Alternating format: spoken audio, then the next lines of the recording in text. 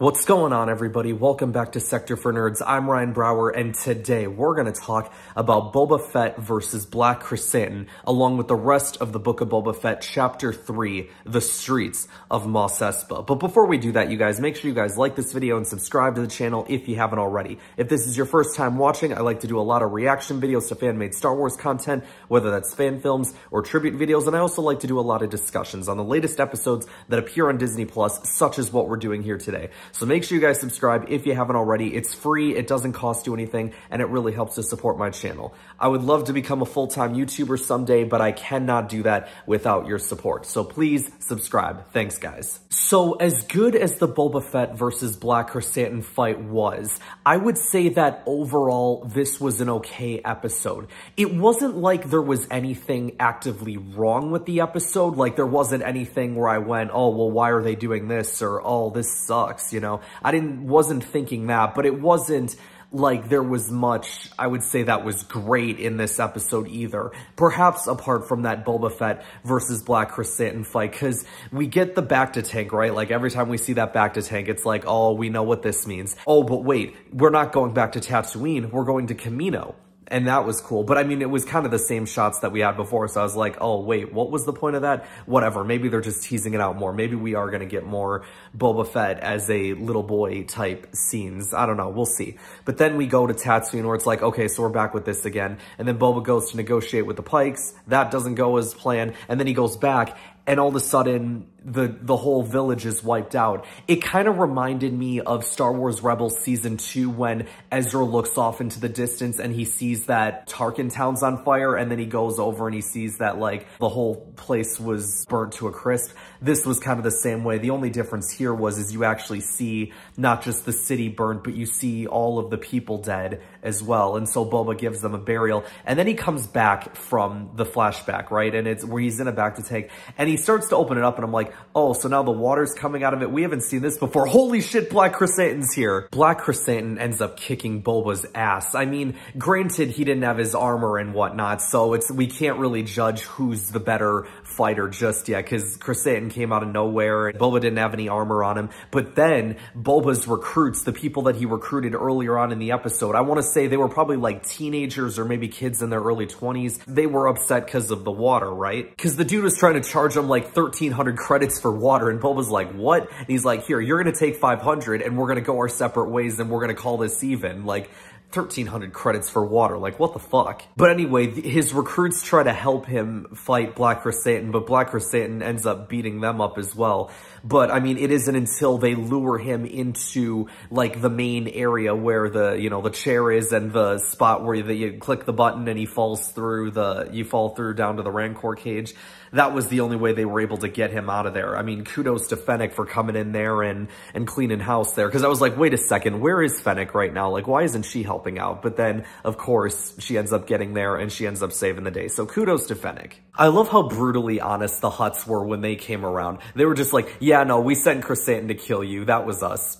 But we're going to leave you with this gift instead. And it's a freaking Rancor. And I'm like, oh, okay, we finally got a Rancor now. I was wondering if we were going to get one as this series progressed, and it looks like we are. Also, real quick, just to address the whole Black Krrsantan thing, I know that he was in the second episode, all right? Like, I didn't expect that to actually be him, but I know of him because I've read the Aphra comics. So to actually have him in Star Wars in, like, a live-action show is very, very cool. I don't know how I didn't realize that it was him, because I'm just sitting there like, okay, it's a bounty hunter Wookiee. And then when people started saying online, like, oh, it's Black Krrsantan, I'm like, wait, what? No way. Maybe that means that we'll get Dr. Aphra somewhere in this show as well. That'd be kind of cool. We kind of got a little bit of a new perspective on Rancors in this episode, between the trainer being like, they aren't just these mindless killers. They have thoughts, they have feelings, and they develop attachments to their trainers. They referenced Dathomir when talking about the Rancor, so that was pretty cool. And then Boba talked about how he wanted to learn how to ride the Rancor. So I think we're gonna get a really cool action scene later on where Boba's riding the Rancor and the Rancor just starts like eating people left and right. I think that'd be kind of sick. So the other favorite scene that I had in this episode, besides the Black Krrsantan stuff, was when the final few minutes of this episode where they go to visit the mayor once again. They run into that same frickin' Twi'lek once again, and he runs away, and Fennec says dank ferric, which is a sort of, I guess, like a swear word in Star Wars. We heard it a lot in The Mandalorian. And then Boba sends his bounty hunter kids to go after him. They end up capturing him. Funny enough, I think when he crashed into that fruit market or whatever, which, by the way, I mean, they just, like, wasted all that good fruit there, like, son of a bitch. But worst of all, he fell into the Melu runs. I'm pretty sure they were Melu runs, guys, right? Star Wars Rebels, we all know that one episode.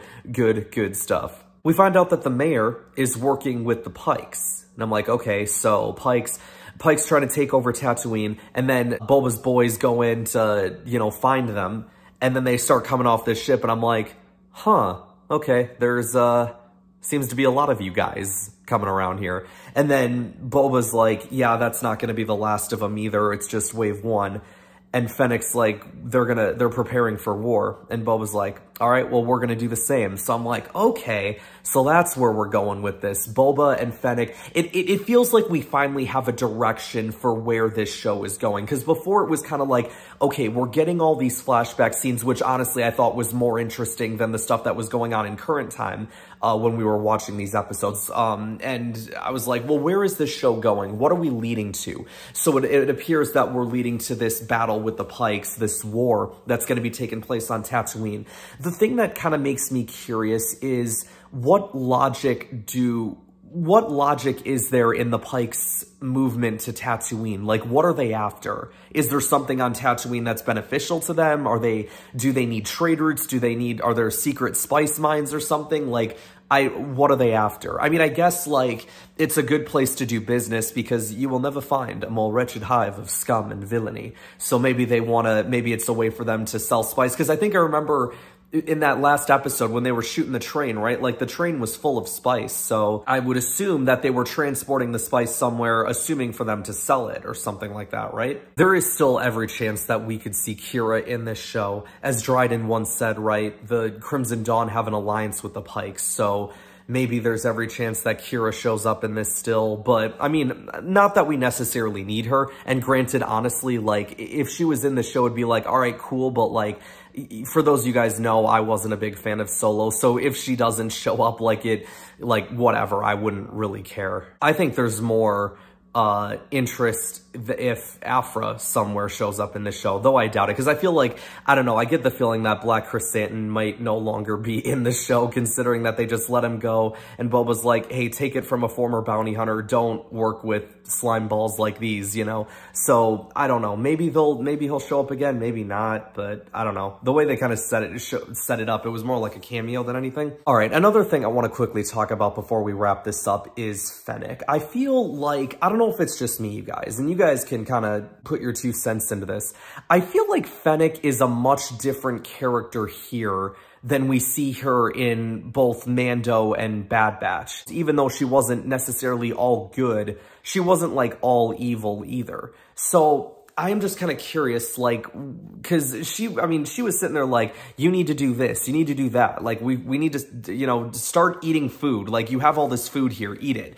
And I mean, heck, that looked like some good stuff right there. One of the things that that was on the table there, I can't remember the name of the creature, but it was something in Clone Wars Season 2 that Cut Lawquane was serving to his family as well. I can't remember the name of the creature, and it is gonna eat me alive until I figure it out. Someone let me know in the comments. But it feels like Boba is more good, quote-unquote good, than Fennec is. So I don't know. I'm very curious about that. Hopefully, if we have this war with the Pykes, it means we're going to start seeing more scenes in the modern times. So maybe that means we get more Fennec. Maybe we start to understand her motivations a little bit better. I mean, we still don't know, you guys, like how Boba saved Fennec and why Fennec feels like she owes this debt to him, right? Like she's now forever in Boba's debt or something like that, right? I mean, granted, it doesn't seem like she has a problem working with Boba, but at the same time, she's also questioning a lot of things that he does. So I don't know. Not that I think that Fennec's gonna betray him or anything like that, but I wanna dive deeper into Fennec here and start figuring out why she's thinking the way she's thinking. Like I said, you guys, I think this was an okay episode. I think that I definitely enjoyed the first 2 episodes more, especially for the flashback scenes, because I really enjoyed, especially that last episode with Boba and the Tuskens and, like, the story of him becoming one, like, a member of the tribe. Like, that was so cool. So then to see the moment in this episode where they all got wiped out, like, it's really sad. And speaking of those Tuskens, I'm waiting for a group of fans at Star Wars Celebration to cosplay as Tuskens and do the sort of dance fight thing that they were doing at the end of that last episode around the fire. I could totally see people, like, learning all the moves and everything like that. All right, you guys, I think that sort of wraps up all my thoughts on this episode. Let me know in the comments what you guys thought of this episode. What do you guys think is going to happen with Boba and Fennec, like, going to war with the Pykes? Who do we think might show up if, you know, if other characters might show up in this show, whether it's Aphra, whether it's Qi'ra? Do you think we're going to see more Black Krrsantan? Let me know in the comments below. And make sure to like this video, subscribe to the channel if you haven't already, share this video around as it really helps support the channel, and I will see you guys next time.